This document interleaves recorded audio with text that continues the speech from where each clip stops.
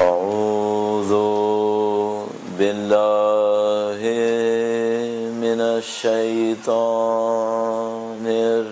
الرجيم. بسم الله الرحمن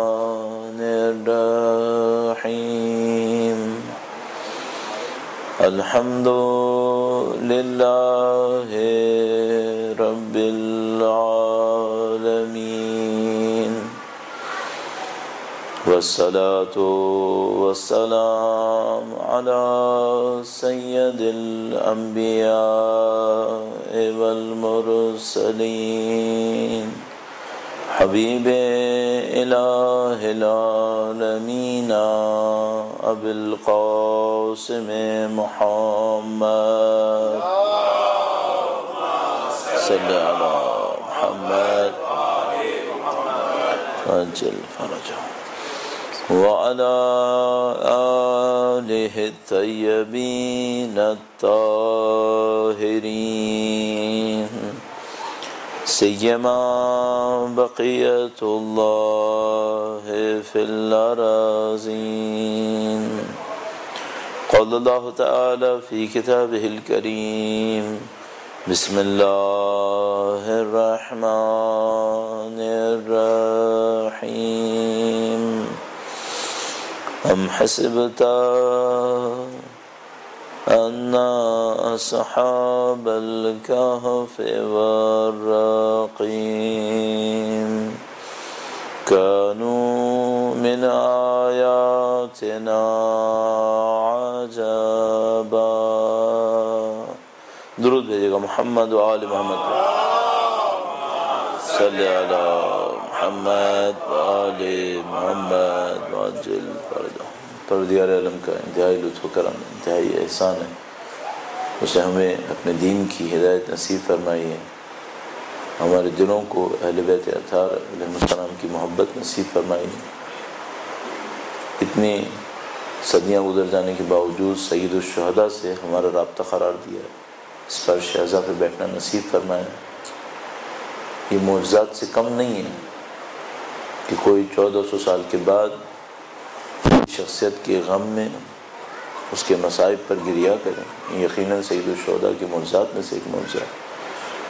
خدا کی دی ہوئی ان تمام نعمتوں کا شکر بجانے کے لیے اور اس دعا کے ساتھ کہ انشاءاللہ مرتے دموں تک ہمیں اہل بیت کے بہترین چاہنے والوں میں قرار فرمائے. انشاءاللہ پرچم قرآن و اہل بیت کو دنیا کے کونے کونے تک پہنچانے کی سعادت نصیب فرمائے. دنیا اور آخرت میں اہل بیت اطہار علیہ السلام کی ہمراہی اور شفاعت نصیب فرمائے انشاءاللہ. ان کے وارث کے ظہور کی تعجیل کے لیے اور ان کی نصرت کی راہ میں شہادت کے حصول کے لیے درود بھیجیں محمد و آل محمد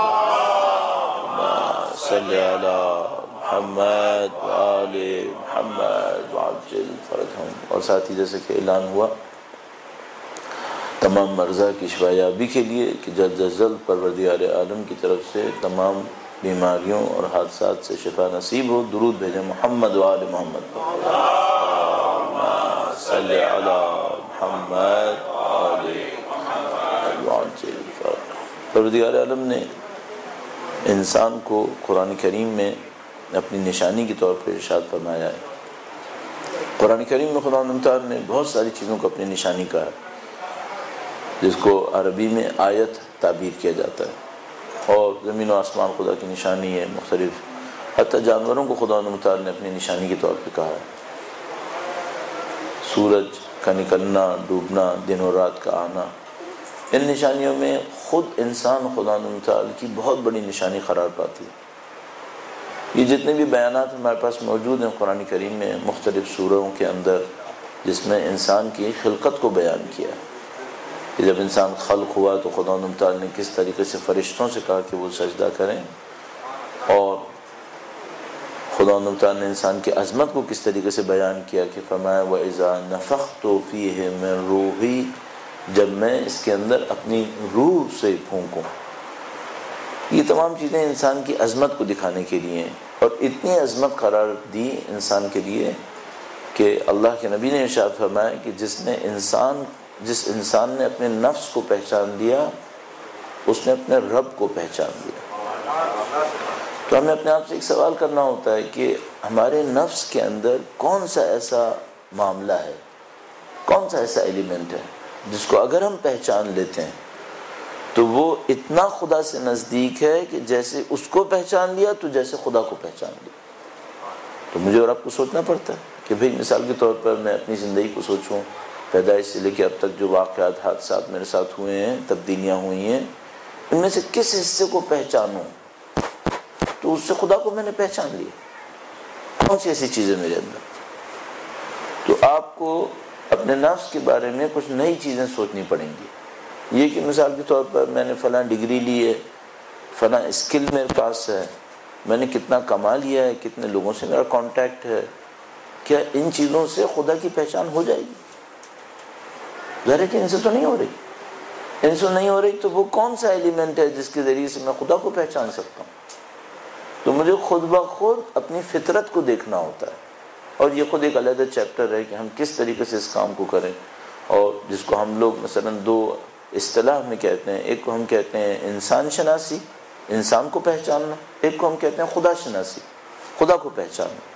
تو یقیناً آپ کے میرے نفس کے اندر ایسی کوالٹیز ہیں، یقیناً وہ بدن کے اندر نہیں ہے، ہمارے نفس کے اندر ہے، ہماری روح کے اندر، جس کو ہم تعبیر کرتے ہیں۔ کچھ ایسی کوالٹیز ہیں کہ جو خدا کی کوالٹیز کا ریفلیکشن ہے۔ کون سی ہیں وہ؟ ان کو پہچاننا کیسے ہے؟ اب یہ اگر ہمارے لیکچرز اسی پر ہو رہے ہوتے ہیں جس کو ہم لوگ انسان شناسی کہتے ہیں، انسان کو پہچاننا، تو ہم اس کے اوپر ایکسٹینسولی بات کرنا چاہیے تھی کہ یہ کیسے ہوتا ہے، اس کو ہم کیسے کریں۔ لیکن ہمارا کام یہ ہوتا ہے بعض اوقات کہ ہم کویسچن ریز کریں، سوال ایسے اٹھائیں جس کو آپ کہیں نہ کہیں جا کے مطالعہ کریں۔ تو مثال کے طور پر وہ کتاب ہے جس میں نفس شناسی کے اوپر گفتگو کی گئی ہے، انسان کے بارے میں گفتگو کی گئی ہے کہ انسان کی حقیقت کیا ہے، وہاں جا کے دیکھنا چاہیے۔ البتہ ایک پوائنٹ میں آپ کی خدمت میں صرف اشارے کے طور پر عرض کر سکتا ہوں، درود بھیجے گا محمد و آل محمد، صلی علی محمد و آل محمد وعجل فرجہ۔ اور اس پوائنٹ کو کہنے کے ساتھ یہ بھی عرض کروں گا کہ ہم سب کو معلوم ہے، ہمارا عقیدہ ہے، اور اس میں یقین میں ہم لوگ مختلف ہیں، وہ یہ ہے کہ ہماری اس دنیا کے بعد ایک اور دنیا بسے گی جس کو ہم آخرت تعبیر کرنا۔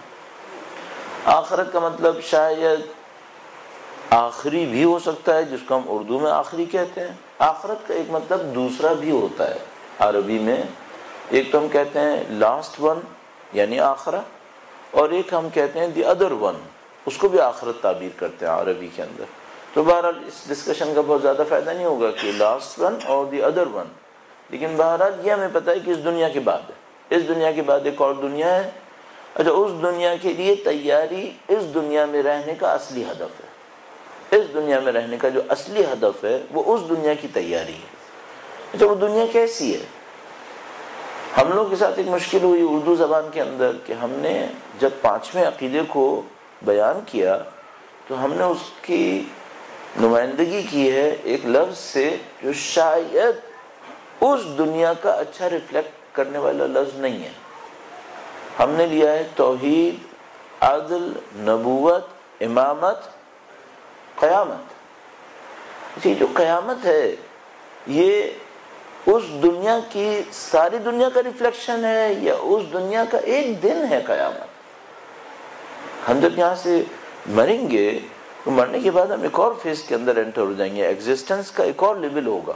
یہ قیامت ہے جس میں ہم مرنے کے فوراً بعد جائیں گے؟ نہیں، قیامت نہیں ہے، اس کو برزخ کہتے ہیں۔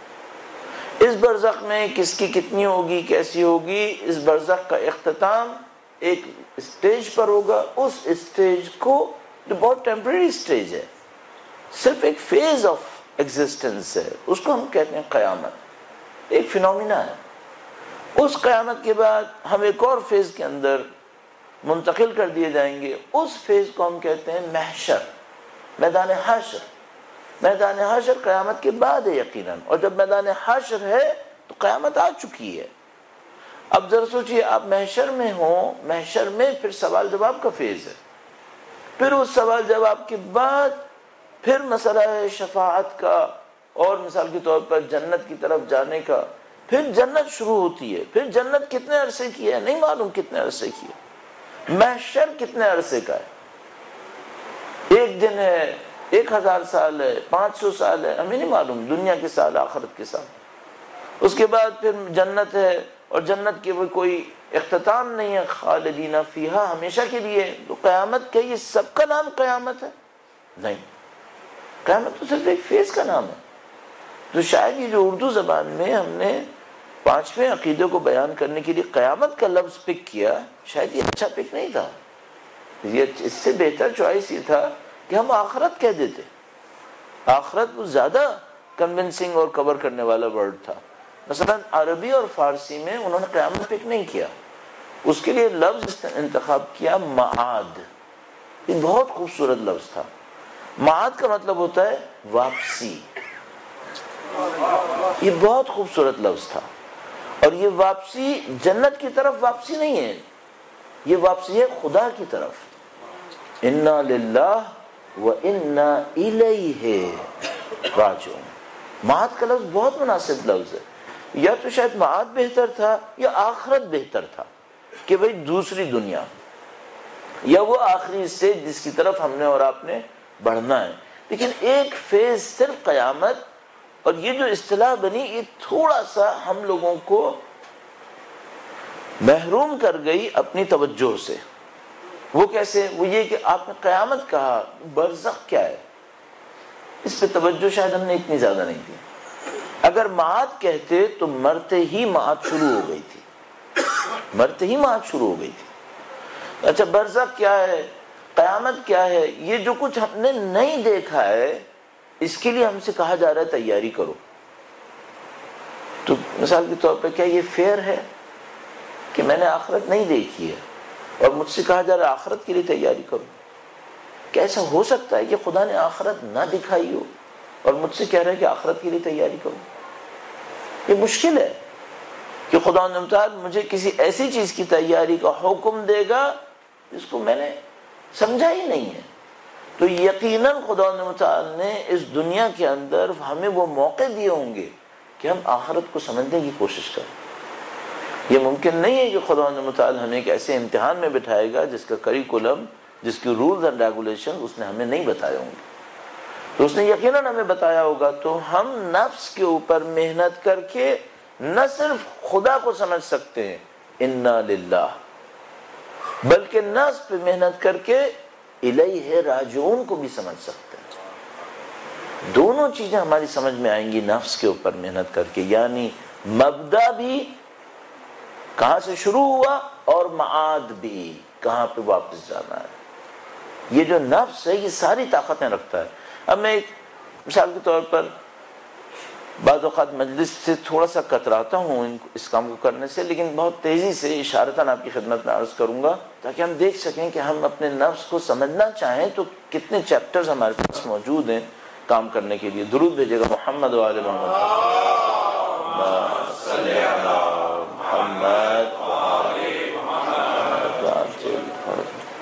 آپ اپنے تصور میں، آپ اپنی امیجنیشن کے اندر کیا ایک درخت سوچ سکتے ہیں؟ اپنی امیجنیشن میں کوئی مشکل نہیں ہے. اتنے آرٹسٹ بیٹھے ہیں، اتنے لوگ بیٹھے ہیں، شاعر بیٹھے ہیں، یہ اپنی امیجنیشنز کے اندر وَهُمْ فِي كُلِّ وَادٍ يَحِيمُونَ.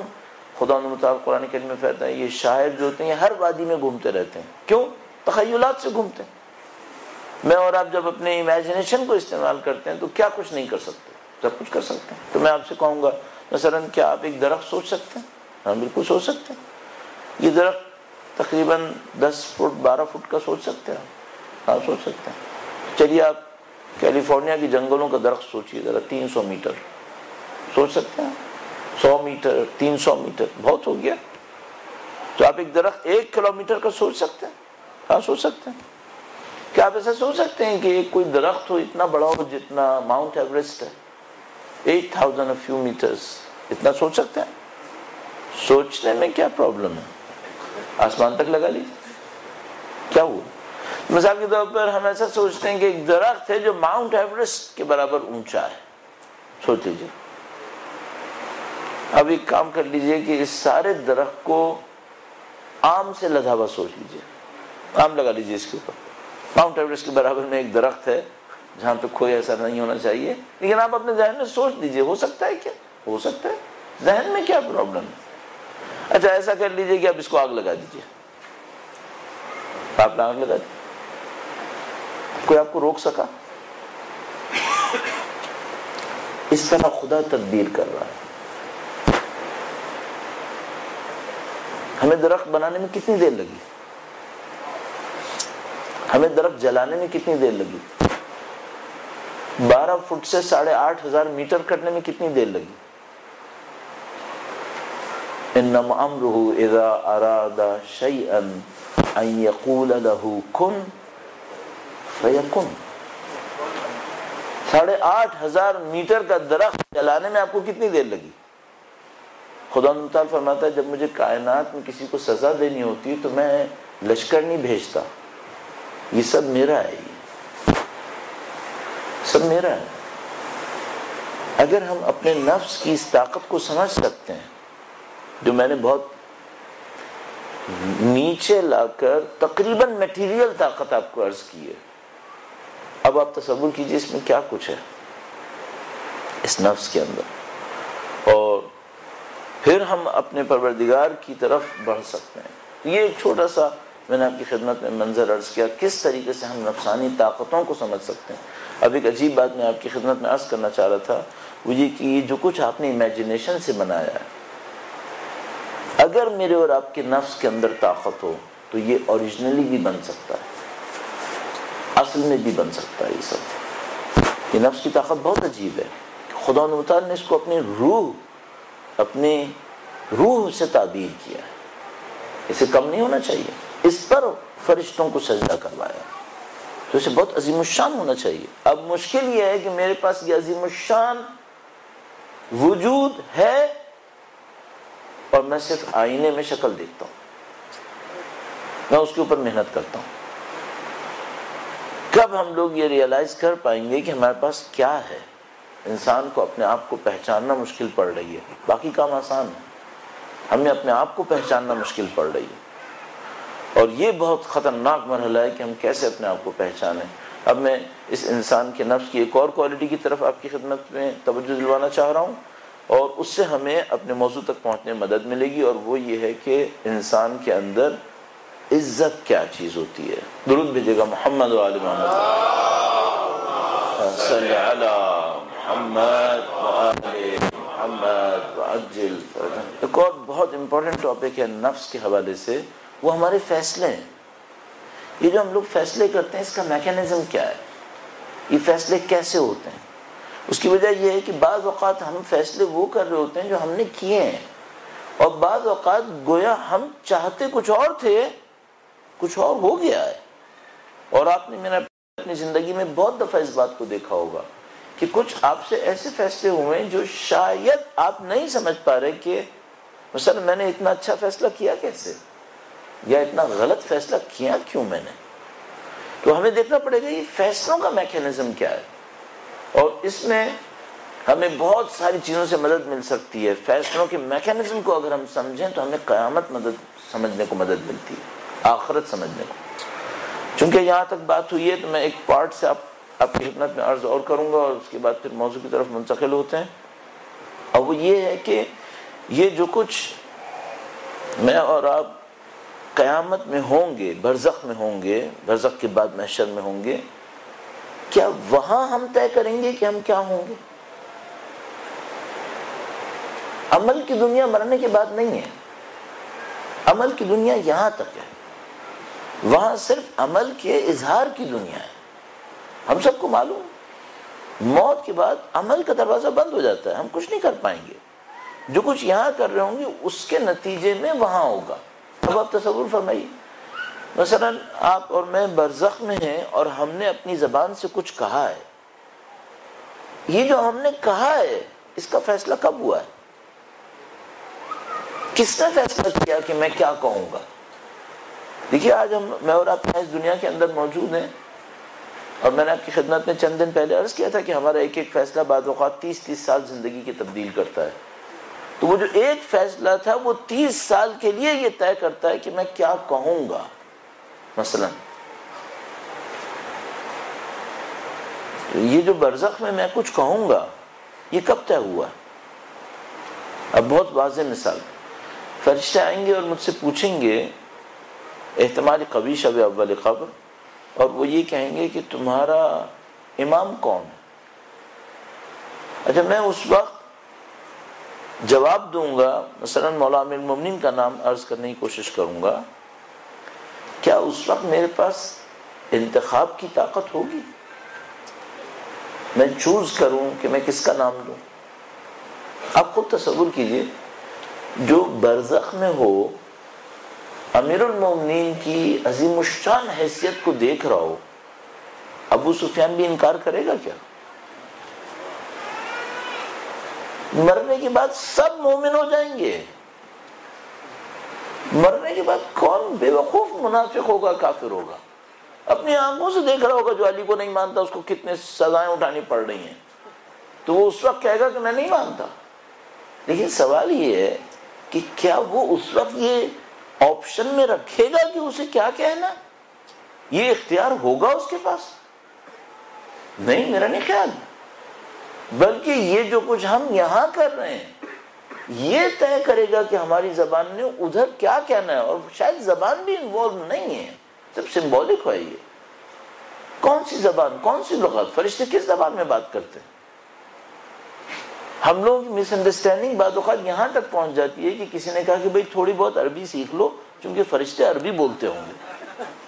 اب کینیڈا کا کوئی رہنے والا کہے گا نہیں بھائی فرشتے انگلش بھی جانتے ہیں۔ کیا حماقت ہے؟ برزخ میں زبانیں ہیں، وہ زبانیں جو ہم نے اس دنیا کے اندر خلق کی ہیں، جبکہ ہم زبانوں کے بغیر بھی تھے ایک زمانے میں، اور بہت ساری زبانیں مٹ چکی ہیں۔ یہ جو اس دنیا کی ٹیمپرری اچیومنٹس ہیں یہ نزاع کے عالم میں ختم ہو جائیں گی۔ شاید یہ کہ میرا نام کیا ہے یہ بھی یا باقی نہیں رہے گا، کیونکہ یہ بھی ہم نے طے کیا ہے، روح کا حصہ نہیں ہے۔ بھئی آپ کی نیشنلٹی کہاں کی ہے؟ کیا نزاع کے بعد، مرنے کے بعد یہ کاؤنٹ ہوگی؟ یہ جتنی بھی ٹیمپرری اچیومنٹس ہیں جن کا تعلق روح سے نہیں ہے، عمل سے نہیں ہے، یہ سب آئیڈینٹیٹیز ختم ہو چکی ہوں گی۔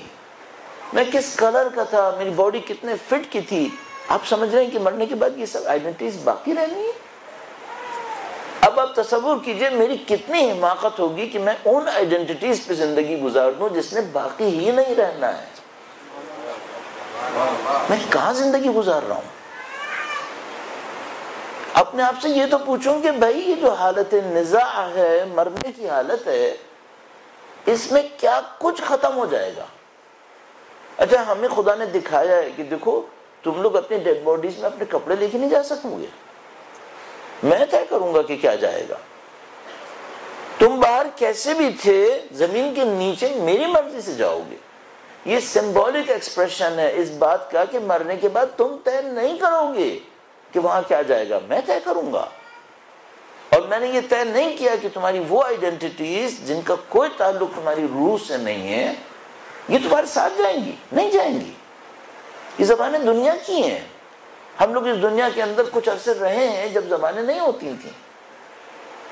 بچے کسی زبان میں بات نہیں کرتے ہیں، زبانوں سے بے نیاز ہوتے ہیں۔ تو کیا یہ زبانیں جائیں گی، یہ آئیڈینٹیٹیز جائیں گی، یہ جو اچیومنٹس ہماری ہیں، آپ سمجھ رہے ہیں میں یہ سوچ رہا ہوں کہ یہ ساتھ جائیں گی؟ مثلا میرے پاس بولنے کی جو اسکل ہے کیا یہ میرے ساتھ جائے گی؟ تو برزخ میں ایک زیادہ بولنے والا ہوں گا چونکہ میں ذاکر تھا، اور ایک آدمی کم بولے گا چونکہ وہ ذاکر نہیں تھا، وہ رائٹر تھا۔ ہم دیکھو غلط سوچ رہے ہیں، میں سے کسی چیز نے وہاں نہیں جانا ہے، صرف وہ ہماری مہارتیں اخلاق کے اندر جن کو ہم نے حاصل کر لیا ہے، اچھی یا بری، صرف وہ باہر جائیں گی۔ میں سچا ہو گیا، یہ سچائی کی نفسانی کیفیت یہ میرے ساتھ جائے گی۔ میں اپنے اعمال کے نتیجے میں قاری قرآن کہلایا، نہ تلاوتوں کے نتیجے میں، اعمال کے نتیجے میں قاری قرآن، قرآن کو پڑھنے والا عمل کرنے والا کہلایا، یہ قرآن کی ہمراہی ساتھ جائے گی۔ اچھا اب برزخ ہو گیا، شب اول قبر، فرشتہ آیا، سمبولک ٹرمز میں مجھ سے پوچھتا ہے تمہارا امام کون ہے؟ میرے پاس آپشنز کتنے ہیں جو وہاں سے سلیکٹ کروں گا. اصل کیا سلیکشن ہے وہاں پر؟ وہاں عمل کی دنیا نہیں ہے، تو یہ سلیکشن کہاں سے آئے گا؟ یہ سلیکشن یہاں پر ہے. امام کسے کہتے ہیں؟ امام اسے کہتے ہیں جس کی بات کوئی آدمی بغیر کسی فردر آرگومنٹ کے ایکسیپٹ کرتا ہے، اس کی بات مانتا ہے، اس کو اپنا لیڈر کہتا ہے، وہ جو کہے یہ کرتا ہے.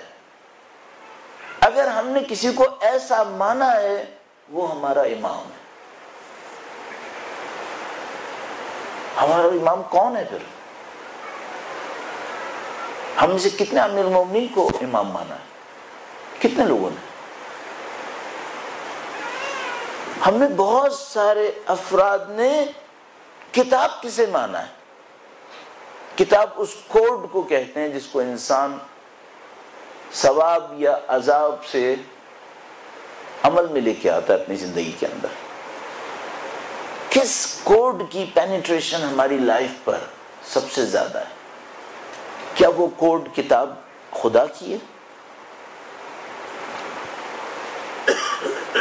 یہ وہ جواب ہیں جو ہمارے منہ سے نکلنے ہیں، نہ کہ وہاں پہ ہمارے پاس کوئی سلیکشن ہے. ہم نے اس کا ایک منظر اپنی دنیا کے اندر دیکھا ہے. مثلا جب کسی اسکول کے اندر یا ہماری کسی اور ٹیسٹ ایگزام کے نتیجے میں ایک رزلٹ اناؤنس ہو رہا ہوتا ہے، کیا اس دن سلیکشن کیا جا سکتا ہے کہ مجھے جواب میں کیا کہنا؟ نہیں. جو لکھنا تھا وہ آپ لکھ چکے ہیں، اب رزلٹ ہے. امام کی تشریف آوری امتحان کی ابتدا ہے یا رزلٹ کا دن ہے؟ امام کی تشریف آوری میری اور آپ کی اس ظہور سے پہلے کے امتحان کا رزلٹ ہے، نہ کہ اب میرے پاس ایک آپشن آئے گا کہ میں امام کا ساتھ دوں یا نہ دوں. نہیں، یہ آپشن اس وقت ہے آپ کے پاس. ہاں، اس وقت میں ایک اور امتحان شروع ہوگا کہ جو امام کا ساتھ دینے والے تھے ان کے درجات کیا ہیں. ایک اور امتحان شروع ہو جائے گا. لیکن یہ کہ ساتھ دیں یا نہ دیں، یہ سلیکشن یہاں پر ہے اس وقت. اس دن امتحان ہے، اس دن رزلٹ ہے، امتحان نہیں. امتحان یہاں ہے. اسی طرح آخرت ہے. آخرت انتخاب کا وقت نہیں ہے، آخرت نتیجے کا وقت ہے. دنیا کی زندگی کا نتیجہ برزخ میں ہے. برزخ کی زندگی کو ہم یہاں طے کر رہے ہیں. کون میرا ہمسایہ ہوگا آج طے ہوگا. جس سے میرا دل نزدیک ہوگا وہ کل میرا ہمسایہ ہوگا. ہمارے دل کس سے نزدیک ہیں؟ بات اس کی نہیں ہے کہ آپ مجلس میں جب آئیں تو آپ کا دل کس کے نزدیک ہے. کیا ہماری زندگی 24 گھنٹے ضرب 365 ضرب مثلا 50 سال، اس میں مجلس میں کتنی دیر بیٹھے تھے؟ یہ جو چند گھنٹے ہیں یہ طے کریں گے کہ میرا دل کس کے نزدیک ہے؟ یہ میری زندگی طے کرے گی ہے. پھر اس کی بنیاد پہ مجھے برزخ میں ہمسایہ ملے گا. یہ آخرت سمجھنا بہت ضروری ہے ہمیں. اور اس کے مناظر اگر خدا نے ہمیں نہ دکھائے ہوئے اس دنیا کے اندر تو ہمیں وہاں کیسے بھیجے گا؟ یہیں پہ دکھا رہا ہے، یہیں پہ ہمیں سمجھاتا ہے، مختلف طریقوں سے بتاتا ہے. انشاءاللہ پروردگار عالم ہمیں صحیح فیصلوں کی سعادت نصیب فرمائے انشاءاللہ. درود بھیجے گا محمد و آل محمد. صلی علی محمد و آل محمد وعجل فرجہ. ایک بار پھر درود بھیجے گا محمد و آل محمد. اللہم صلی علی محمد و آل محمد وعجل فرجہ. ہمیں پاس 9:10 آگے بڑھنے کا ٹائم ہے، اس سے پہلے اشارہ نہیں کریں. ایک بار پھر درود بھیجے محمد و آل محمد. اللہم صلی علی محمد و آل محمد وعجل فرجہ.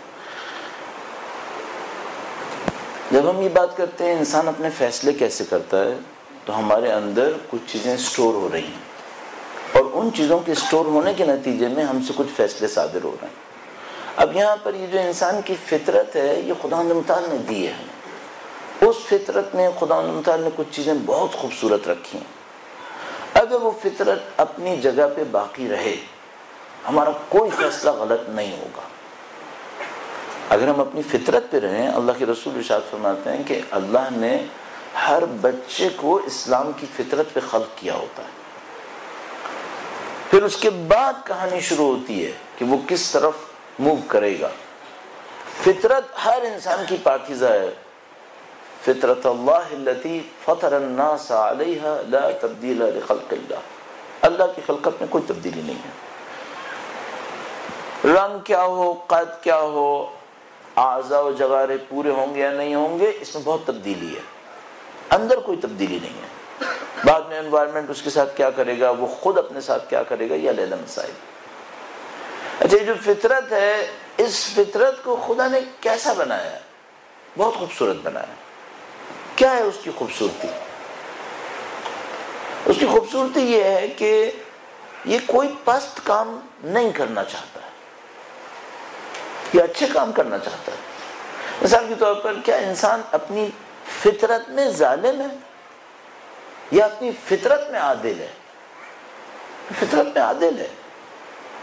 ممکن ہے کہ اس کی فطرت کور ہو جائے، اس کے اوپر اتنا گرد و غبار پڑے کہ یہ غلط فیصلے کرے، ظلم کرنا شروع کر دے، فطرت میں ظالم نہیں ہے، فطرت میں عادل ہے۔ اب ایک یہاں پہ بہت بڑا ایک چیپٹر ہے جس کی طرف میں آپ کو لے جانا چاہ رہا ہوں۔ فطرت میں انسان عزت مند ہے یا پست فطرت ہے؟ اعلیٰ ظرف ہے یا پست فطرت ہے؟ ہم سب جانتے ہیں فطرت انسانی پست فطرت نہیں ہو سکتی، یہ انسان کی کامل ترین مخلوق ہے۔ آیا انسان جو خدا کی کامل ترین مخلوق ہے پست فطرت ہو سکتی ہے اپنی پیدائش میں؟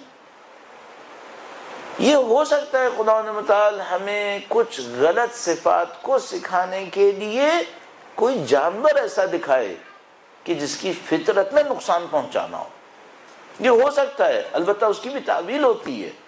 سانپ کی بھی فطرت میں نقصان پہنچانا نہیں ہے، سانپ اپنا ڈیفینڈ کرتا ہے اپنے آپ کو، تب مارتا ہے۔ لیکن ممکن ہے کوئی مجھ سے کہے کہ بھئی آپ نے کچھ حیوان ایسے ہیں جن کی فطرت میں نقصان پہنچانا ہوتا ہے، شاید وہ بھی اس لیے خدا نے خلق کیا ہو تاکہ میں انسان یہ سوچوں کہ بھئی مجھے بچھو کی صفت نہیں لینی چاہیے اپنے اندر، مجھے اس طرح کے کسی نقصان دہ جانور کی صفت نہیں بننی چاہیے۔ بلاخر جانوروں میں بھی کچھ جانور اچھے ہوتے ہیں، اگر کوئی انسان اپنے آپ کو جانوروں کے برابر ہی گرانا چاہتا ہے تو کسی اچھے جانور کے برابر گرا لے، پھر گندے جانور کے برابر کیوں گرا رہا ہے پھر؟ البتہ آپ کہیں گے کہ بھئی یہ کیسے ہو سکتا ہے کہ کوئی انسان جانوروں کے برابر گرائے اپنے آپ کو؟ کیا قرآن کریم نے نہیں فرمایا کل انعام، یہ لوگ جانوروں کی طرح ہیں، بل اضل، اس سے بھی زیادہ بدتر ہیں یہ۔ تو انسان گرتے ہیں جانور بنتے ہیں، البتہ جانوروں میں بھی درجات ہیں، کچھ گرتے ہیں جانور بنتے ہیں لیکن اچھے جانور بنتے ہیں، کچھ گرتے ہیں جانور بنتے ہیں انتہائی برے جانور بن جاتے ہیں۔ تو وہ ممکن ہے خدا متعال نے کچھ جانور ایسے خلق کیے ہوں جن کا مطلب یہ ہم انسانوں کو دکھائے کہ بھئی اتنے برے جانور نہیں بننا، لیکن بہرحال ان جانوروں کو بھی اچھی صفتیں دیتا ہے خدا متعال۔ تو انسان کو فطرتاً پست خلق کرے گا؟ کیسے ہو سکتا ہے؟ اذا نفخت فیہ من روحی، جس کو خدا متعال اتنا ڈگنیفائڈ کر رہا ہے، تبارک اللہ احسن الخالقین، انی جاعل فی الارض خلیفہ، پست فطرت وجود کو خلیفہ بنا۔ کیسے ممکن ہے؟ یہ سب ممکن نہیں ہے۔ انسان کی فطرت نفیس ہونی چاہیے، انسان کی فطرت پاکیزہ ہونی چاہیے۔ اس پاکیزہ نفیس فطرت کی علامتیں کیا ہیں؟ یہ تو ممکن ہے کہ مثلا معاشرے کا کوئی گرد و غبار ایسا پڑ گیا ہو کہ اس پاکیزہ فطرت کو چھپا دے، لیکن خدا تعالیٰ نے اسی لیے معصومین بھیجے کہ پاکیزہ فطرت ختم نہ ہو جائے، غائب نہ ہو جائے۔ معصومین علیہ السلام وہ ہوتے ہیں جو یزید کے دور میں بھی فطرت کی پاکیزگی کو باقی رکھتے ہیں، اپنی فطرت کی پاکیزگی کا اظہار کرتے ہیں، لوگوں کے سامنے ظاہر ہوتی ہے۔ یہ پاکیزہ فطرت کیا ہوتی ہے؟ اس کا ایک رنگ پاکیزہ فطرت کا، اعلیٰ ظرفیت کا، عزت کے اندر آتا ہے۔ اب یہاں پہ دور جو ہے وہ بڑا عجیب دور ہے۔ میں اس دور کے حوالے سے چند جملات آپ کی خدمت میں عرض کروں گا، اور ہمارے دوست کی بے چینی کو دیکھتے ہوئے درود پڑھتے ہوئے تھوڑا سا آگے تشریف لے آئے گا۔ درود بھیجیں محمد و آلہ۔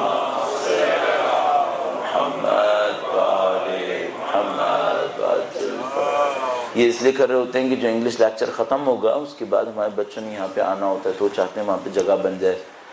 اتنے ہم پہلے سے طے کر کے نہیں بیٹھتے کہ پہلے سے ہی جگہ بنا دیں, اتنا آرگنائز نہیں ہے ہم لوگ. تو ہم خیر بعد میں کہہ دیتے ہیں کہ ٹھیک ہے تھوڑا سا آگے تشریف لائیے. اب تو مجھے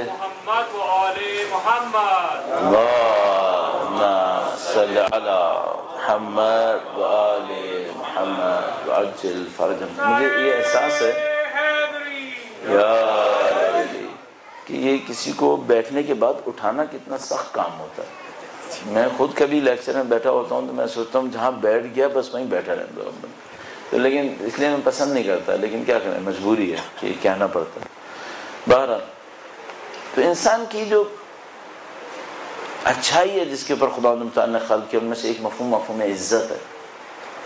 اور یہ جو مفہوم عزت ہے آج ہمیں تھوڑا سا اس کو بتانا مشکل پڑے گا, تھوڑا سا مشکل پڑے گا. کیوں مشکل پڑے گا؟ یہ جو دور جس میں ہم اور آپ زندگی گزار رہے ہیں, جب میں عرض کرتا ہوں یہ جو دور جس میں اور آپ زندگی گزار رہے ہیں, معمولاً علم اخلاقیات میں ہم ایسے ایک دور کو تقریباً 150 سال کے اوپر کہہ رہے ہوتے ہیں جس کو ہم پوائنٹ آؤٹ کرنا چاہتے ہیں اسپیشلی علم اخلاق کے اندر. کہ جب میں آپ سے کہتا ہوں یہ جو دور ہے, یہ جو دور تقریباً 150-200 سال کا دور سمجھ لیجیے, اور کہہ سکتے ہیں ایک لحاظ سے رینیسانس کے بعد کا جو دور شروع ہوا ہے, یعنی تقریباً 17th سینچری کے بعد سے جو دور شروع ہوا, لیکن مینیفیسٹیشن جو اس کی آ رہی ہے وہ آخری 100-150 سال کے اندر آئی ہے. اور آخری 100 سال کے اندر تباہی اخلاقی اعتبار سے آئی ہے. تو یہ جو دور ہے اس کی ایک بہت بڑی پرابلم ہے کہ اس کے اندر جو کانسیپٹس ہیں وہ اپ سائڈ ڈاؤن ہوئے ہیں. ایک اسکالر تھا جو انلائٹڈ اسکالر تھا, ایجپٹ کے اندر وہ رہتے تھے, میرے خیال میں ظاہراً ابتداً فرینچ تھے, کرسچن تھے, بعد میں مسلمان ہوئے 60s میں. میرے خیال میں سب سے پہلے جس آدمی نے اس بات کو پک کیا ارلی 60s میں وہ آدمی تھا. اس نے فوراً اس بات کو سمجھ دیا کہ ہم لوگ کانسیپٹس کے اپ سائڈ ڈاؤن ایرا کے اندر رہ رہے ہیں, یا کانسیپٹ چینج ہو گئے. اور اب تک آتے آتے اس وقت 50 سال ظاہر اور گزر گئے, 50-60 سال, اب اس بات کو سمجھنے میں کوئی دشواری نہیں ہے کہ ہم کانسیپٹس کے ایک الٹے دور میں زندگی گزار رہے ہیں. مثال کے طور پر جنرلی اسپیکنگ اس وقت کی دنیا میں عزت کسے کہتے ہیں؟ کس کو عزت کہتے ہیں؟ عزت 3 چیزیں ہیں, یا دولت ہے, یا طاقت ہے, یا شہرت ہے. یہ عزت ہے.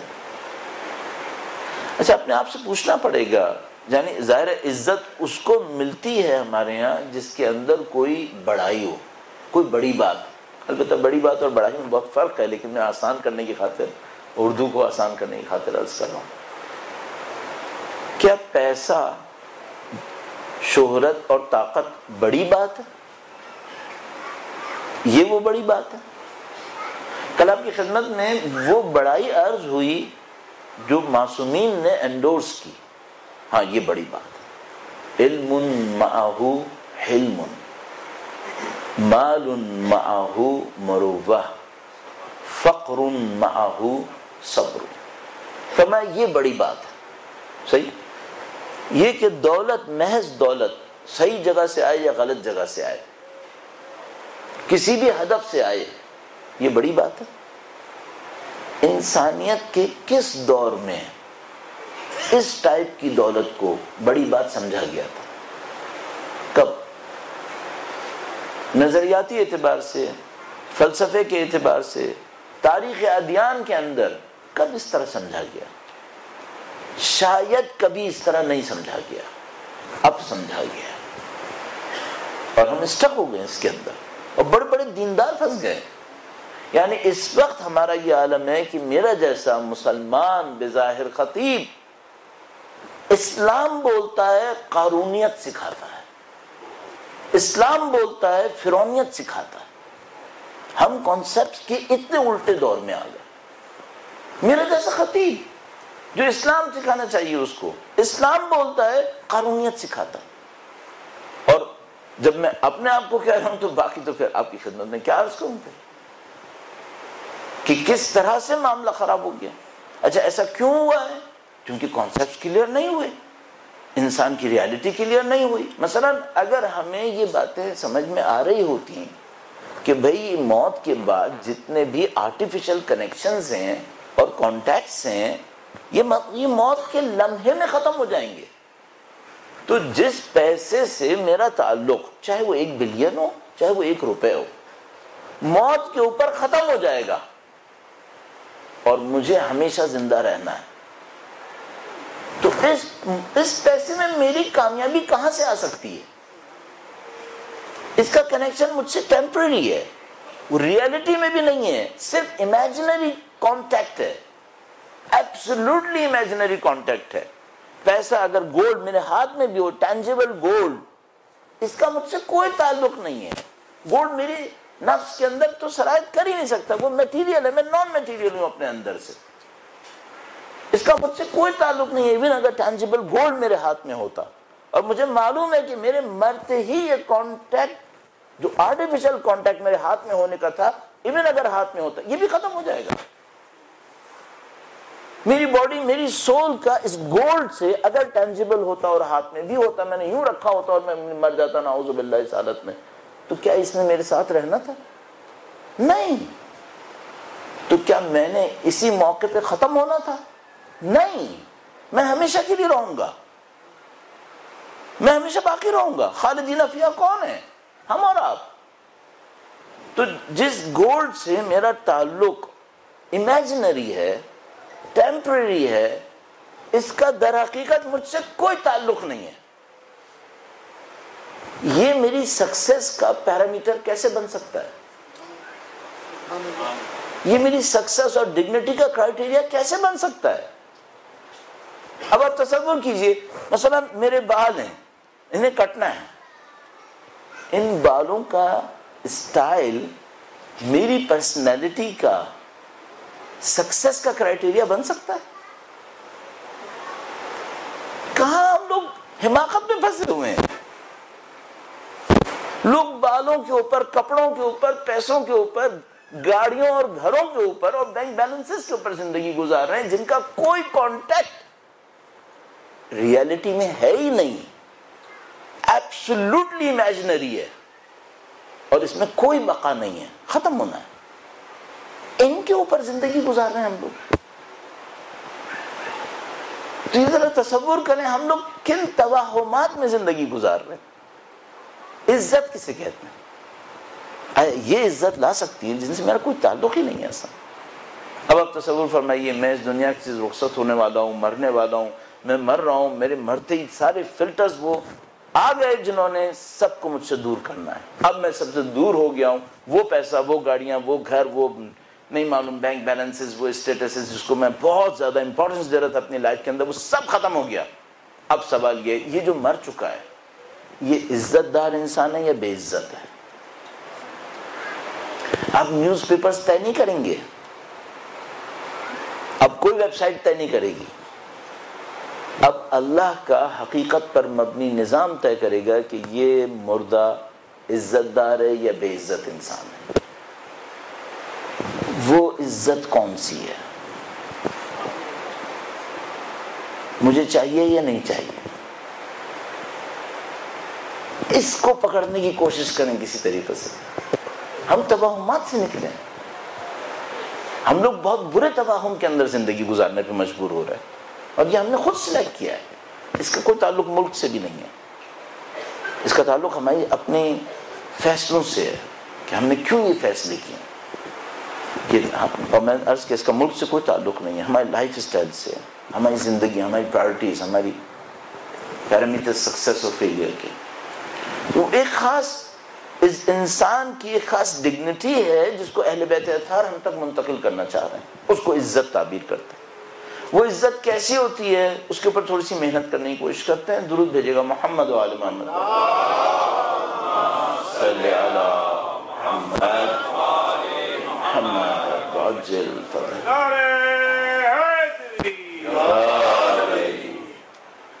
یہ جو عزت ہے اور ڈگنیٹی جس کو میں کہنا چاہتا ہوں، بڑائی، عظمت، یہ جو عظمت ہے یہ ظاہر ہے کہ اس کا کوئی تعلق میٹیریل کسی بھی چیز سے نہیں ہے. اس کا تعلق ہوگا میری اور آپ کی اخلاقیات سے. اور اخلاقیات کا ہمارا مطلب کیا ہوتا ہے؟ ہمارا اخلاقیات کا مطلب ہوتا ہے میری وہ عادتیں اور میرے وہ طریقے جن کو میں نے اپنی زندگی میں اختیار کر لیا ہے. مثال کے طور پر اس کا تعلق ہوگا سچائی سے. آیا میں انسان سچا ہوں یا نعوذ باللہ جھوٹا ہوں؟ ہاں، یہ ڈگنیٹی کو طے کرے گا. مثال کے طور پر جیسے میں میرا وجود اپنے اس مثالی وجود کے اندر تبدیل ہو گیا، میرا چونکہ جسمانی وجود ختم ہو جائے گا، میرا ایک مثالی وجود مجھے مل جائے گا روح کے ساتھ. اس مثالی وجود اور روح کا کنیکشن بالکل ایسے ہی شروع ہو جائے گا جیسے یہاں پہ میرا جسم اور میری روح کا کنیکشن تھا. اب یہ جو مثالی وجود کے ساتھ میں کھڑا ہوں، اس کو مثال میں کہہ رہا ہوں کہ جیسے فرشتوں نے اس کو رینکس دینے ہیں. اب اس کو عزت دار لقب دیا جائے یا نہ دیا جائے، تو مثال کے طور پر یہ دیکھا جائے گا کہ بھئی فنڈامنٹلی یہ آدمی سچا ہے یا جھوٹا ہے. اگر اس کے اندر سچائی ہے تو فرض کر لیجئے اس کے پاس ایلیجیبلٹی کا پہلا کرائٹیریا آ گیا. اچھا، یہ سچائی کون سی ہوتی ہے؟ جو غیر اہم چیزیں اس میں سچا ہو اور اہم چیزوں میں اپنی مرضی دکھائے. زبان سے شاید سچا ہے لیکن دل کے اندر کچھ اور ہے. نہیں، پھر جب ہم سچائی کہہ رہے ہیں تو یہ ایبسولوٹ ٹرم کے اندر سچائی کہہ رہے ہیں. زبان سے بھی، دل سے بھی، بیہیویئر سے بھی، ہر طریقے سے سچا انسان. وہاں پہ معاملہ حقیقتوں کا ہے، وہاں پہ معاملہ بہانوں کا نہیں ہے. یہاں بہانے چلتے ہیں، وہاں بہانے نہیں ہیں، وہاں حقیقتیں ہیں صرف. تو مثال کے طور پر عزت مند ہے یہ انسان. عزت مند ہوگا تو کیا ہوگا؟ عزت مند ہوگا تو اس کا جو بیہیویئر ہوگا وہ ایک خاص اسٹینڈرڈ اپنے لیے ایکسیپٹ کرے گا. اس سے نیچے یہ آدمی نہیں جائے گا، اس سے نیچے نہیں جائے گا. وہ اسٹینڈرڈ کیسا ہوتا ہے؟ مثال کے طور پر میں نے ایک آدمی کو دیکھا، فرض کر لیجئے کہ وہ مشکل میں تھا اور میں چاہتا تو رک جاتا اور اس کی مدد کر دیتا، میں کر سکتا تھا. صحیح ہے؟ اچھا، میں نے یہ دیکھا کہ اگر میں نہیں کروں گا تو 4 لوگ مجھے دیکھ رہے ہیں، اور اگر میں نہیں کروں گا تو مثال کے طور پر یہ بات پھیل جائے گی کہ فلاں آدمی نے فلاں آدمی کو مشکل میں دیکھا اور مدد نہیں کی، اور میں رک گیا اور میں نے مدد کی. یہ ڈگنیٹی ہے. اس اچھائی کا تعلق میرے کیریکٹر کی ڈگنیٹی سے ہے؟ نہیں. یہ اس کا تعلق میرے نفس کی عظمت سے نہیں ہے. اس میں نفس کی کوئی عظمت نہیں ہے. اس میں ایک سمپل میتھمیٹیکل کیلکولیشن ہے، میں کیا اچیو کروں گا اور کیا لوز کروں گا. That's it. اگر میں نہ رکتا تو میرا نقصان زیادہ تھا، میں نے رک کر ہونے والا نقصان قبول کر لیا. کیونکہ نہ رکتا تو میرا نقصان زیادہ تھا. یہ میتھمیٹیکل کیلکولیشن ہے، اس کا کوئی تعلق عزت سے نہیں ہے. اندر میں اچھا آدمی تھا یا برا آدمی تھا، اس سے اس کا کوئی تعلق نہیں ہے. اچھا، اب ایک اور کیس دیکھتے ہیں. وہ کیس یہ ہے کہ میں ایک جگہ پہ ہوں، کوئی دیکھنے والا نہیں ہے، چھوٹا سا ایک جھوٹ بولوں جو کہیں ریکارڈ میں نہیں آئے گا تو بہرحال کچھ فائدہ ہے. فائدہ زیادہ فائدہ نہیں ہے. تو میں نے سوچا کہ اتنے فائدے کے لیے جھوٹ بولنا صحیح نہیں ہے. اس کا مطلب اگر فائدہ زیادہ ہوتا تو تھوڑا سا جھوٹ بولنا صحیح ہو جاتا.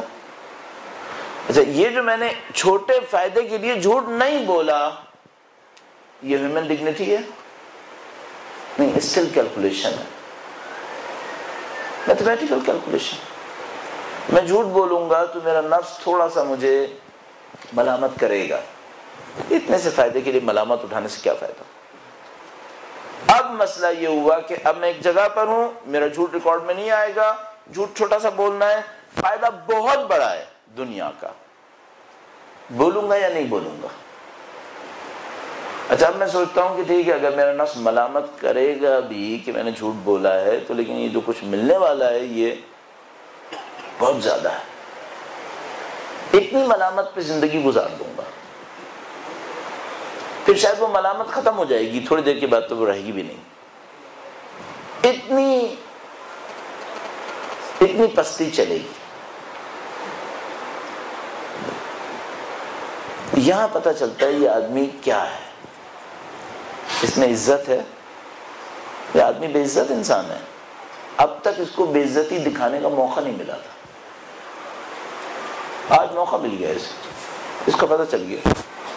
یہ عجیب بات ہے کہ خدا متعال نے جب آف ٹاپک ہے، جب شیطان نے سجدہ نہیں کیا تو کہا یہ پہلے سے کافر تھا،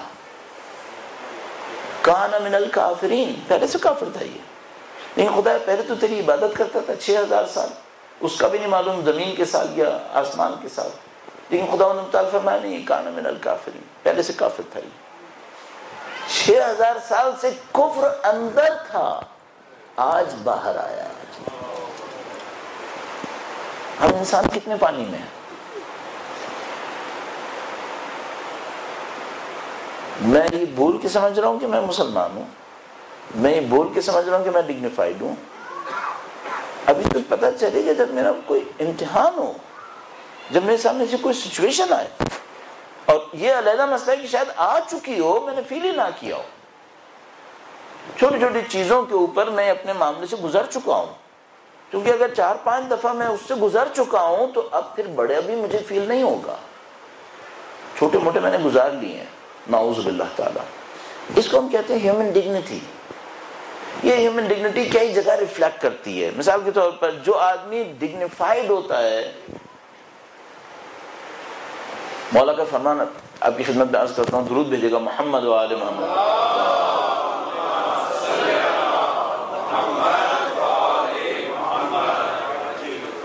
امام نے فرمایا کہ جس کا نفس کرامت کو، عربی میں ہم اس کو کرامت تعبیر کرتے ہیں، عزت اس کا رزلٹ ہوتا ہے، نفس کے اندر ایک کرامت ہوتی ہے، اس کرامت کا رزلٹ عزت ہوتی ہے۔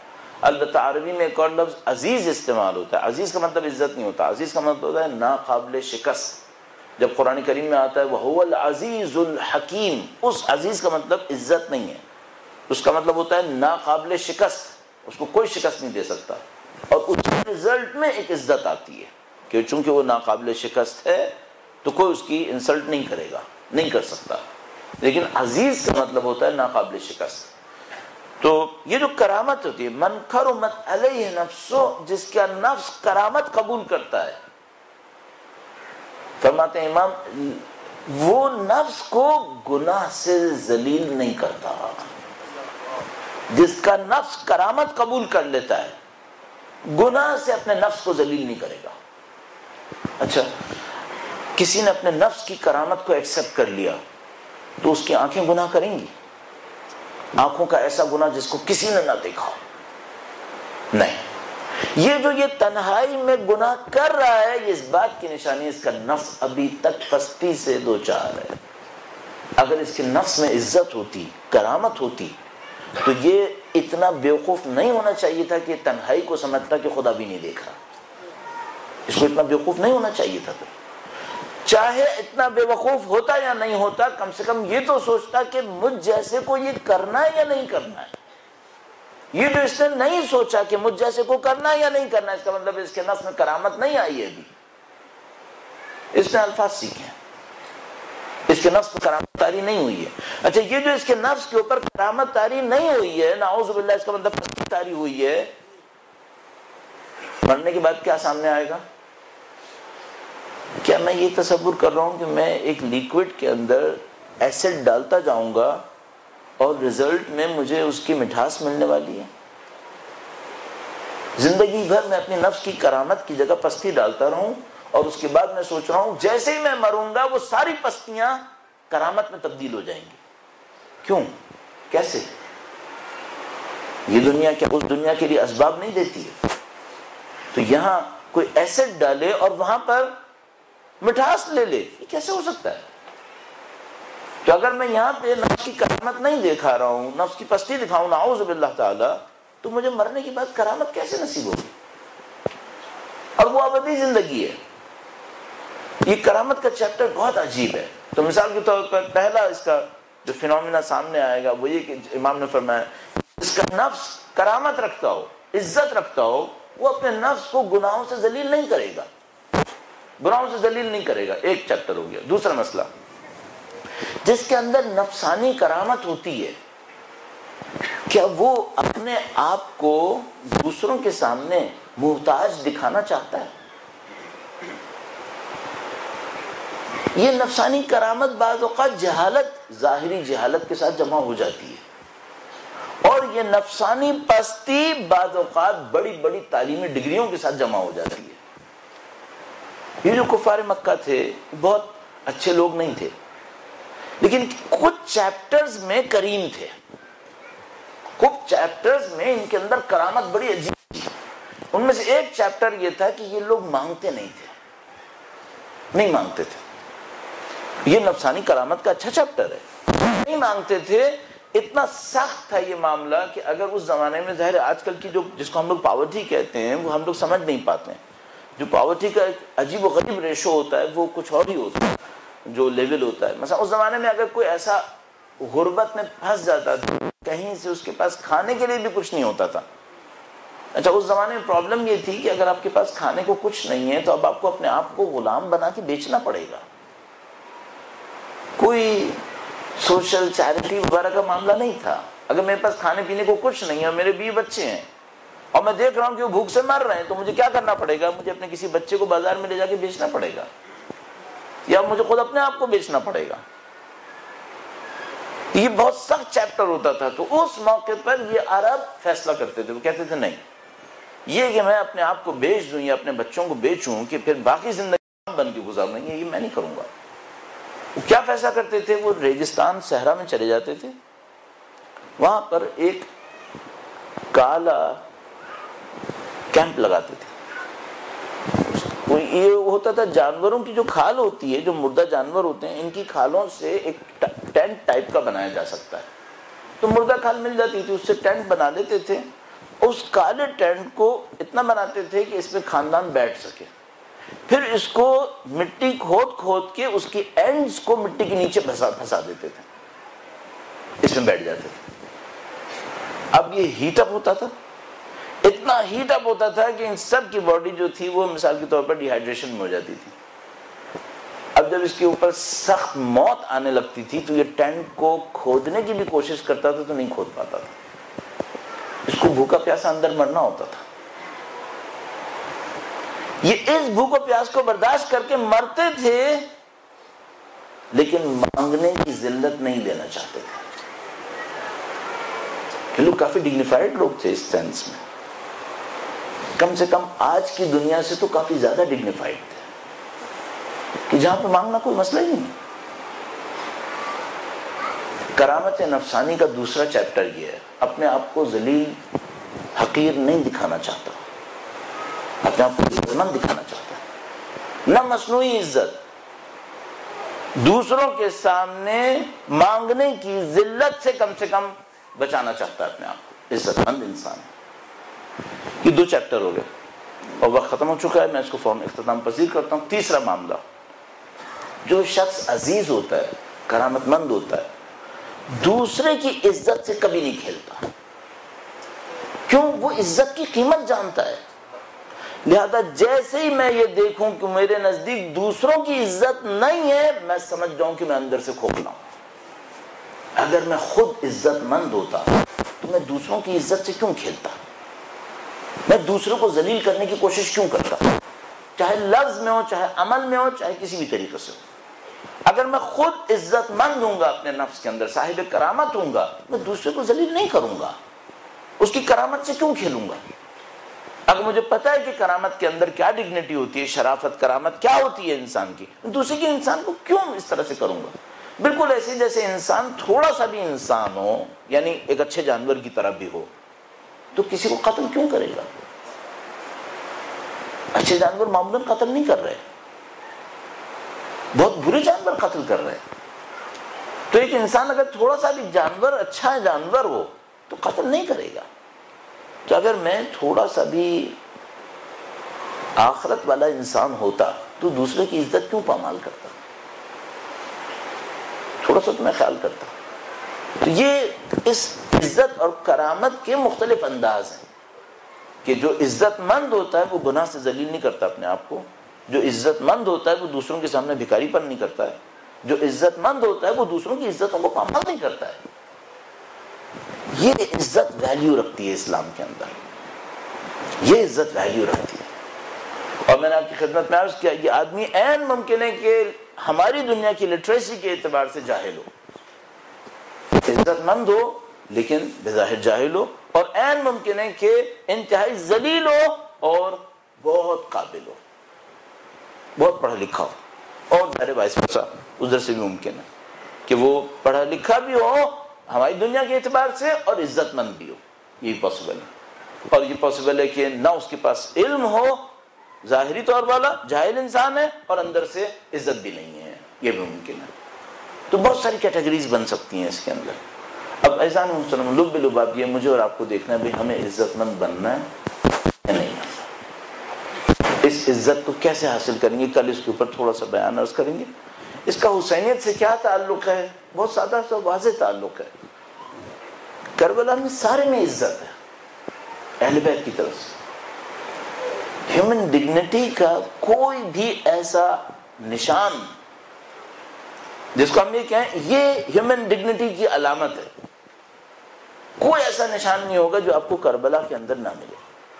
کہیں نہ کہیں کسی نہ کسی رنگ میں کسی نہ کسی طریقے میں وہ ہیومن ڈگنیٹی آپ کے اور میرے سامنے بار بار آتی رہے گی سید الشہداء اور اصحاب سید الشہداء کے اندر۔ اور ظاہر ہے کہ انسان کی پستی کے جتنے بھی معیار ہوں گے وہ سامنے لشکر یزید کے اندر ہمیں نظر آتے رہیں گے، چاہے وہ حضرت حر علیہ السلام کا واقعہ ہو، چاہے وہ دوسرے اصحاب سید الشہداء کا واقعہ ہو۔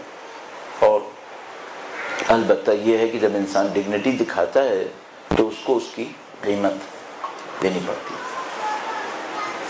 وہ بہت اچھا دور تھا جب ڈگنیٹی دکھانے والے کو اتنی قیمت پے نہیں کرنی پڑ رہی تھی، لیکن آج یہ مشکل آ گئی ہے چونکہ ہم مفاہیم کے الٹے ہونے کے دور میں ہیں کہ جو ہیومن ڈگنیٹی دکھاتا ہے اس کو قیمت جو ہے وہ کافی زیادہ دینی پڑتی ہے۔ سید الشہداء کا دور اس دور کا برائی کا ریفلیکٹ کرنے والا دور تھا، جہاں پہ ویلیوز جو تھیں وہ تبدیل ہو گئی تھیں، اور ویلیوز کی تبدیلی کے نتیجے میں لوگ کھوکھلے ہوتے چلے جا رہے تھے۔ اس کھوکھلے معاشرے کے اندر سید الشہداء نے عزت اور اقدار ویلیوز کا پرچم بلند کیا، اور انہوں نے فرمایا کہ ہم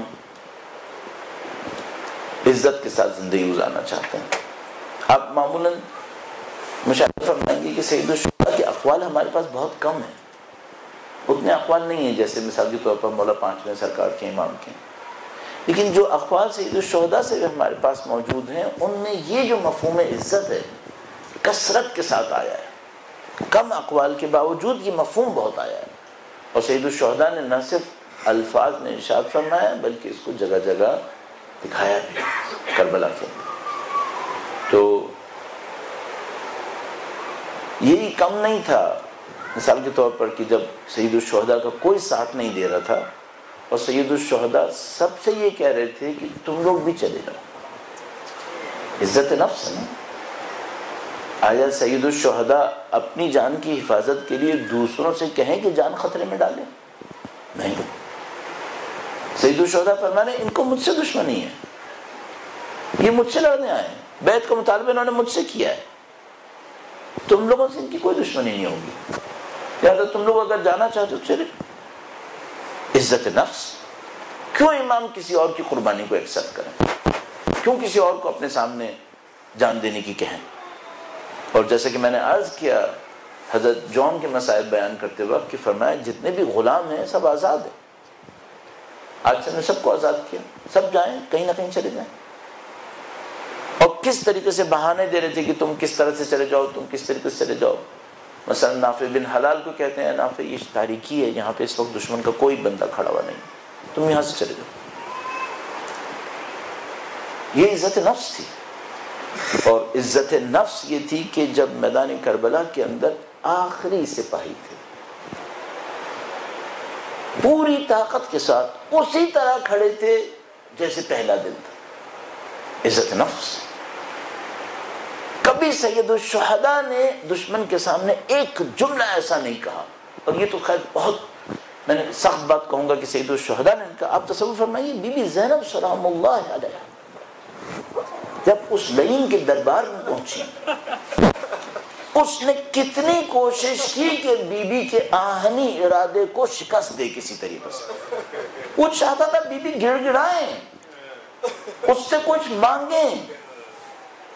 بیوی نے اپنے تمام ارادے کو مضبوط رکھا اور فرمایا ہم نے خدا کی راہ میں حسن کے علاوہ کچھ نہیں دیکھا. عزت نفس. کیوں عزت نفس مانگا؟ سید الشہداء اس طرح کی کرامت دیکھی کربلا میں تشریف لائے. اور سید الشہداء کا ایک ایک فرد صاحب کرامت ہے. اور جب میں آپ سے کہہ رہا ہوں ایک ایک فرد صاحب کرامت ہے تو ہمارے سامنے دسیوں مثالیں موجود ہیں ان سب کی کرامتوں کی.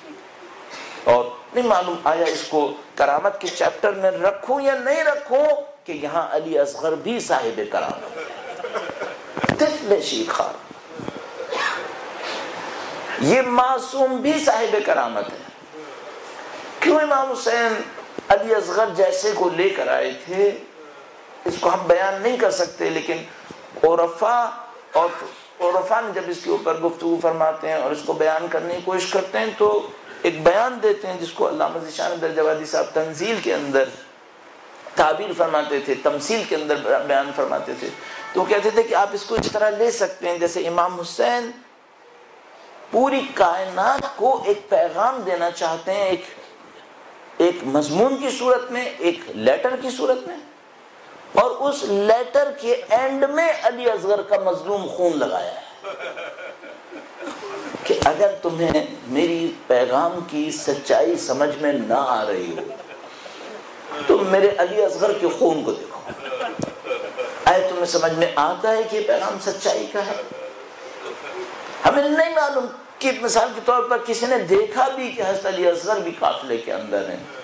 اور ہمارے پاس روایت جیسا کہ موجود ہیں جب رجب کے آخری ایام میں اہل بیت اطہار وہاں سے چل رہے تھے تو ظاہر ہے حضرت علی اصغر کا سن انتہائی کم تھا.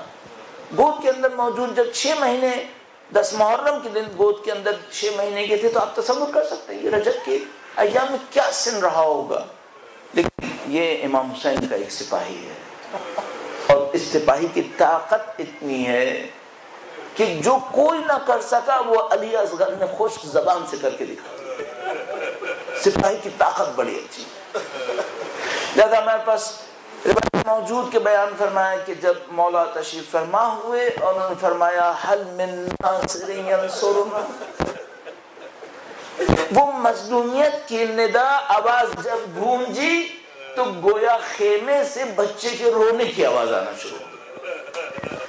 آیا بچے نے جھولے سے اپنے آپ کو گرایا، کس طریقے سے گرایا، کیوں بچہ اتنا زیادہ مضطرب ہوا؟ شاید یہ معنوی اسباب ہوں گے کہ جب حسین لرز رہے ہیں، دنیا کو اپنی ندا سے لرزا رہے ہیں، تو ایک معصوم دوسرا بھی ہے جو کہتا ہے مولا میں بھی نصرت کروں گا، میرا خون بھی آپ کے کام آئے. اور اس موقع کے اوپر سید الشہداء خیمے پہ تشریف لاتے ہیں اور مادر علی اصغر سے کہتے ہیں علی اصغر مجھے دو، شاید میں اس کے لیے پانی پلا کر لاؤں.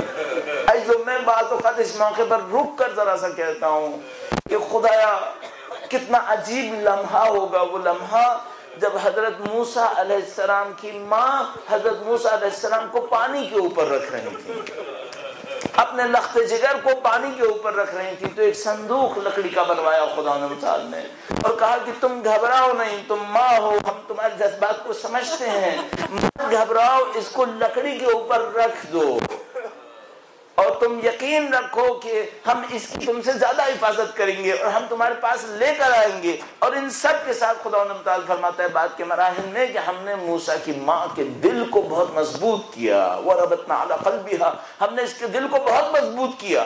تو میں یہاں پر ذرا سا رک کر پوچھتا ہوں خدایا موسیٰ نے تو واپس آنا تھا، علی اصغر نے تو واپس نہیں آنا ہے. مادر علی اصغر جانتی تھی کہ جو آج خیمے سے باہر گیا یہ واپس نہیں آئے گا، یہ بچہ شہید ہو جائے گا. نہیں معلوم خدا نے کون کون سی برکتیں، نعمتیں، طاقتیں نازل کی مادر علی اصغر کے اوپر کہ انہوں نے اپنا لخت جگر امام حسین کو بغیر کسی اعتراض کے دے دیا. کہاں دشمن نے پانی دینا تھا؟ یہاں کوئی دشمن ایسا رحم دل نہیں تھا کہ علی اصغر کو پانی دیتا. इमाम तशरीफ लेकर आए, अली असगर को हाथों के ऊपर बुलंद किया, दुश्मन के सामने रखा और उसके बाद अजीब जुमला फरमाया, फरमाया अगर पानी पीने से हमारी ताकत बढ़ती है तो इस बच्चे की क्या गलती है। ये इंसान के ज़मीर को लर्जाने वाला इमाम हुसैन का जुमला था कि तुम ये बताओ, आया कोई लश्कर लड़े तो क्या 6 महीने के प्यासे बच्चों से लड़ रहा है? इससे क्यों लड़ रहे हो? इसने क्या गलती की है तुम्हारे लिए?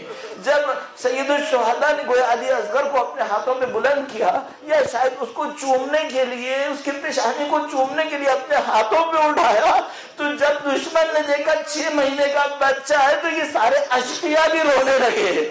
उसके बाद उमर साद को दबाव दिया, कहा उमर साद, आया इस 6 महीने बच्चे से हम क्यों लड़ रहे हैं? इसको पानी क्यों नहीं दे रहा है तू?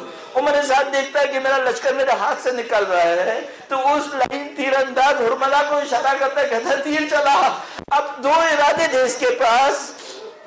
हुरमला अपना तीर चलाता, मशहूर मारूफ तीर जो इसका घूमता था और बड़े बड़े जानवरों को मार दिया करता था, अपना तीर चलाता है और उमर साद से पूछता है बाप का निशाना लूं या बेटे का? अली असगर को मारू या हुसैन को मारू? इसको मालूम था उमर साद लईद को कि अगर असगर मरे तो हुसैन के दिल पे क्या उतरने वाली है। तो ये लाइन हुरमला से कहता है बच्चे का निशाना ले। ये लाइन इतना सा बच्चा है, उसकी गर्दन कितनी बड़ी होगी, मुझे क्या कह सकता हूँ इसमें। अब जालिम इतना भारी तीर इस्तेमाल करता है तो ये कहता है कि अली असगर के गले की सफेदी का निशाना ले। ये तीर चलाता है ये लाइन। अजीब मामला था यहाँ पर। हम लोग उर्दू जबान में थोड़ी सी महदूदियत में है, तो हम लोग उर्दू जबान में कहते हैं तीर चला और अली असगर का गला छिद गया, तीर गले के अंदर जाकर लगा। अब्बास कुमी ने कुछ और लिखा है, शेख अब्बास कुमी लिखते हैं ये तीर चला और बच्चे का गला कान से कान तक ज़िबा हो गया। इतनी नन्ही सी गर्दन में उस तीर ने कहाँ लगना था? पूरी गर्दन ऐसे ज़िबा हुई जैसे किसी ने चाकू चलाया है गर्दन के ऊपर। अली असगर का बगैर पानी का वजूद, नन्हा सा वजूद, उसके अंदर कितना खून निकला होगा, लेकिन ये खून बहुत भारी रहा, इतना भारी रहा आज तक इंसानों को रुला रहा है। ये मजलूम खून। इमाम हुसैन अली असगर के मजलूम लाशे को खेमों में नहीं लेकर आए। मुझे नहीं मालूम क्यों नहीं लेकर आए। शायद मादर अली असगर के सामने अली असगर का मजलूम लाशा नहीं लाना चाहते होंगे। इमाम एक खेमा रखा हुआ था जिसके अंदर से लाशों को लेकर जाते थे। अब इमाम को लाशा या लाशों के खेमे में लेकर जाना था या बीबी के खेमे में लाना था। इमाम अली असगर का लाशा ना लाशों के खेमे में रखा ना बीबी के पास, बल्कि अली असगर को दफनाने के लिए खुद खड़े हो गए। इमाम के हाथ में जो शमशीर है शायद जुल्फ़िकार है, ये शायद जुल्फ़िकार है। तो मैं अपने आप से एक जुमला अर्ज करता हूँ, आज तक जुल्फ़िकार कभी इस काम के लिए नहीं चली थी कि किसी मजलूम बच्चे की कब्र खोदे जुल्फ़िकार से। सैयदुल शुहदा ने कब्र मुक़द्दस खोदी है। अभी तो हम तो दुनिया वाले लोग हैं ना, हमें आखिरत का नहीं पता, हमें उन आखिरत के मराहिल का नहीं पता। लेकिन मैं बाप होने के नाते आपसे जो बाप और भाई रखते हैं, उन बहनों से जिनके बच्चे हैं, आपसे एक बात पूछना चाहूंगा। ये करबला की गर्म मिट्टी में छोटा सा एक कब्र का निशान, इसके ऊपर ये सूखा लाशा कैसे रखा होगा? जब इंसान लाशा दफना देता है मिट्टी को बराबर करना पड़ता है। गर्म मिट्टी अली असगर के वजूद अक़दस के ऊपर कैसे डाली इमाम ने? अजीजों क्या लम्हा रहा होगा, कितना सख्त लम्हा रहा होगा। इमाम अली असगर की कब्र के बराबर में खड़े हुए और खुदा से कहा रब्बना तकब्बल मिन्ना हाज़ल कुर्बान, खुदाया इस कुर्बानी को हमसे कबूल फरमा। अल्लाह ने गोया इस कुर्बानी को कबूल कर लिया है। आज तक दुनिया अपने आप से पूछती है, अगर हुसैन ने बगावत की थी और हुसैन से जंग बगावत पे हुई है, तो पूरी दुनिया अपने आप से सवाल करती है, अरे कई 6 महीने के बच्चे बगावत करते हुए इन्हें क्यों मारा गया? الا لعنۃ اللہ علی الظالمین وسیعلم الذین ظلموا ای منقلب ینقلبون. ماتم حسین.